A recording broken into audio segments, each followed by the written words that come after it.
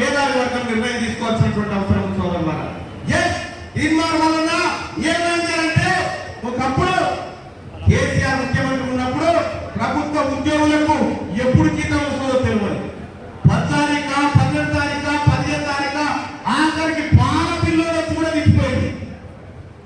ఇవాళ Congress party government వచ్చిన తర్వాత 1 తారీఖు ఖచ్చితంగా ప్రభుత్వ ఉద్యోగులకు జీతాలు పడుతున్నాయి. చూడు ఇగో ఇదే మార్పు 30,000 ఉద్యోగాలను భర్తీ చేసి వాళ్ళందరికీ అపాయింట్మెంట్ ఇచ్చినటువంటి ప్రభుత్వం కాంగ్రెస్ పార్టీ ప్రభుత్వం. ఇలా కాంట్రాక్ట్ ఉద్యోగుల విషయంలో కానీ, గెస్ట్ లెక్చరర్ల విషయంలో కానీ, 98 డిఎస్సీ విషయంలో కానీ, 2009 డిఎస్సీ అభ్యర్థుల విషయంలో కానీ, పంచాయతీ సెక్రటరీల విషయంలో కానీ, అందరి విషయంలో ఏ మాట అయితే కాంగ్రెస్ పార్టీ తన మేనిఫెస్టోలో హామీ ఇస్తుందో ఆ మాటకు కట్టుబడి ఈ ప్రభుత్వం ద్వారా ముఖ్యంగా అన్న కోమటిరెడ్డి వెంకటరెడ్డి ద్వారా ఈ కార్యక్రమాలను చేయించడానికి నేను సంసిద్ధంగా ఉన్నానని చెప్పి మీ అందరికీ ప్రమాణం చేసి చెప్తా ఉన్నా. నిరుద్యోగులకు వచ్చినటువంటి బాధ కానీ చాలా మంది నేను మంత్రి గారికి ఎంకరేజ్ చేస్తున్నా. సార్ 46 బాధితులు ఏం తప్పు చేసారు జీవో 46 వాళ్ళు దాని మీద ఎందుకు చర్యలు తీసుకోవాలి, ఎందుకు ఆలస్యం అవుతుందో మన ప్రభుత్వం ఈ ప్రజలకు సమాధానం చెప్పుకోవాల్సిన పరిస్థితి ఉంది. సార్ దయచేసి దాన్ని ఆలోచించాల్సినటువంటి అవసరం ఉంది. అలాగే సోదరులారా, తెలంగాణ రాష్ట్రంలో అనేక మంది నిరుద్యోగ యువత ఉద్యోగాల కోసం వెయిట్ చేస్తా ఉంటే మెగా డిఎస్సీని ప్రకటించింది తెలంగాణ ప్రభుత్వం, కాంగ్రెస్ పార్టీ ప్రభుత్వం. కేసీఆర్ ఇంట్లో ఉద్యోగాలు వస్తే వచ్చినట్టు, లేకపోతే లేదుగా. అందుకోసమే సోదరులారా, ఒక్క అవకాశం ఇవ్వండి అన్నా. పట్టభద్రుల ఎమ్మెల్సీ ఎన్నికల్లో మీ మొదటి ప్రాధాన్యత ఓటు ఇచ్చి గెలిపించాలన్నా. తీర్మానం మండలిలో ఉంటే ఈ రాష్ట్రంలో రాజకీయాల్లో సంచలన మార్పు వస్తాయని చెప్పి అందరికీ తెలియజేస్తా ఉన్నా సోదరులారా. ఒక్క అవకాశం ఇవ్వాల్సిందిగా మీ అందరినీ వేడుకుంటూ పెద్దలు నా కుటుంబ ఆస్తులన్నీ ఈ రాష్ట్ర ప్రభుత్వానికి చీఫ్ సెక్రటరీ గారికి అన్నగారి ద్వారా పంపిస్తా ఉన్నా. మీరు ఎప్పుడు ఆలోచించినా మేము పూర్తి స్థాయిలో అందజేస్తామని చెప్పి తెలియజేస్తా ఉన్నా. ఇంకంతేకాదు సోదరులారా, నేను గతంలో చెప్పిన ఇవాళ నేను వేస్తున్నటువంటి నామినేషన్ లో ఉన్నటువంటి ఆస్తులు ఏవైతే ఉన్నాయో ఆ ఆస్తులు సరిచూసుకోండి. నేర్చి అన్న పెద్దలు గొల్లవై దిలీప్ కుమార్ గారికి, ఎమ్మెల్సీ ఎక్స్ఎమ్మెల్సీ గారికి వేదిక మీద రావాల్సిందని కోరుతాను. నేను ఏవైతే ఇప్పటి వరకు చెప్పుకుంటూ చిన్ను ఒక్కటి మిస్ కాకుండా రైట్ టు రీకాల్ మొదటిసారిగా ఈ భారతదేశంలో నా మీద పెట్టుకోబోతా ఉన్నా. అది తీర్మానం చేయబోతున్నటువంటి కార్యక్రమం. ఏ ఒక్కటి ప్రజలకు ఇచ్చిన హామీని విస్మరించడం. సోదరులారా, నేను నామినేషన్ పత్రంలో ఇచ్చినటువంటి ప్రతి ఆస్తి విలువ ప్రతిదీ మీరు పరిశీలించి పెట్టుకోండి. తీర్మానం వలన చనిపోయినప్పుడు ఏముంటే కూడా మీరు పరిశీలించుకునేటువంటి అవకాశం ఉంటుంది సోదరులారా. ఎక్కడైనా ఏ రాజకీయ నాయకుడైనా తన కుటుంబానికి నేను క్లీన్ గా పాలిటిక్స్ లోకి రావాలనుకుంటున్నా, క్లీన్ గా ఎమ్మెల్సీ ఉండాలనుకుంటున్నా, దమ్ముంటే ఇప్పుడు పోటీ చేస్తున్నటువంటి నాయకులు నాలాగా తమరి ఆస్తులను ప్రభుత్వానికి అప్పగించి ఎమ్మెల్సీ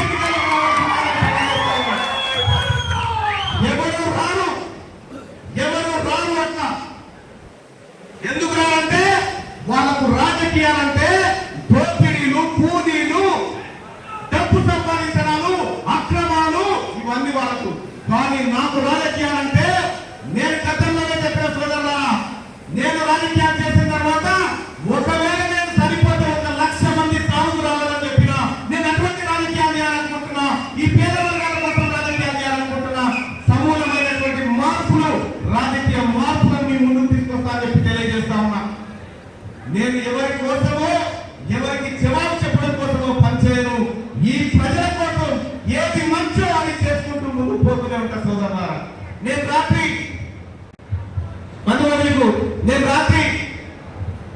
మా మిత్రులు వచ్చి నామినేషన్ కార్యక్రమాలు చూస్తా ఉంటే నేను మా మిస్సెస్ పిలిచి అడిగిన, ఏమన్నా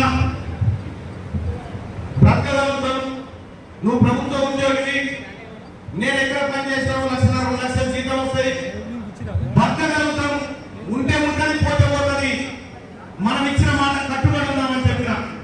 ఆ మాట ప్రకారం దాదాపు మా కుటుంబం పేరు మీద, అంటే నా కుటుంబం పేరు మీద 1,00,00,000 రూపాయల దాకా ఆస్తులు ఉన్నాయి. అన్ని ఆస్తులను గవర్నమెంట్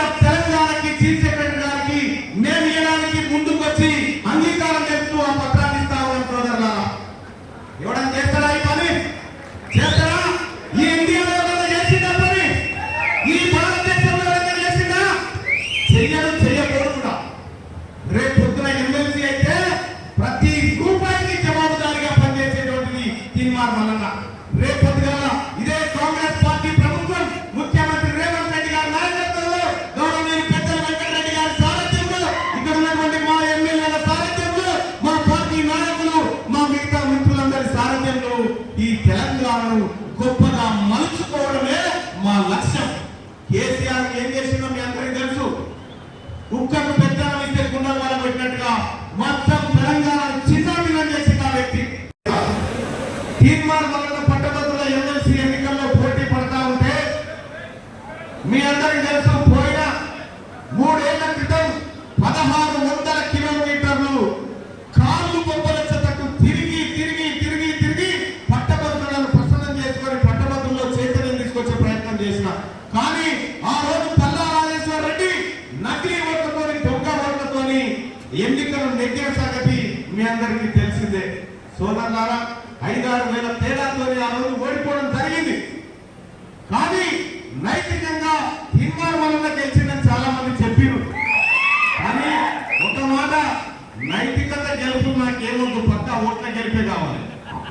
నైతికంగా గెలిపిన సాంకేతికంగా ఓడిపోయి ఎదిగిదంతా గెలుపు గెలిపే. మరి ఉపయోగం ఎందుకు వచ్చిందన్నా? మనల్ని నమ్మించి పట్టభద్రులకు న్యాయం చేస్తాని, మీ కష్టాలు తీరుస్తాని, మీకు మీ కష్టాలు తీరుస్తా అని చెప్పిన పల్లా రాజేశ్వర రెడ్డి దొంగతనంగా పారిపోయి రిజైన్ చేసి వచ్చినటువంటి ఉప ఎన్నిక. కానీ మీ తీర్మానం వలన మీ బిడ్డ ఓడిపోయినప్పటికీ కూడా 3 సంవత్సరాల నుంచి పేగులు తగినట్టు కొట్లాడుతూనే ఉన్నాడు కేసీఆర్ మీద. మీ అందరికీ తెలిసినటువంటి ఒక్కరోజు ఖాళీ కూర్చోలే, ఒక్కరోజు కూడా ఇంట్లో పడుకోలే. బరాబర్ కేసీఆర్ ని కొడతాం, గద్దె దించుతామని చెప్పిన దించి చూపెట్టిన మీ రాష్ట్రంలో సోదరులారా, నాకు తెలుసు సోదరులారా, ఈసారి పట్టభద్రులంతా ఎంత కసితో ఉన్నారో తీర్మానం గెలిపించడానికి. ఆ విషయం నాకు తెలుసు. నాకు భారీ మెజార్టీ తీయడానికి కూడా సిద్ధంగా ఉన్నారన్న విషయం తెలుసు. కానీ నేను గతంలో మాట్లాడినా చాలా సార్లు మంత్రివర్యులు విన్నాను ఈ మాట. నేను